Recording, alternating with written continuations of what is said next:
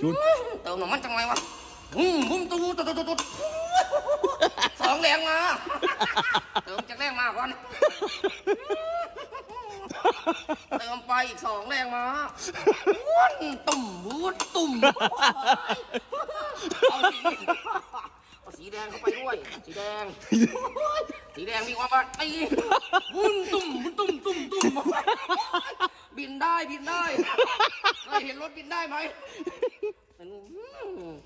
มันลงจากหน่อยมันสิเปลืองไอ้ตีแล้วสิดาวะลดลงจากหน่อยเนาะน้ำมัน2%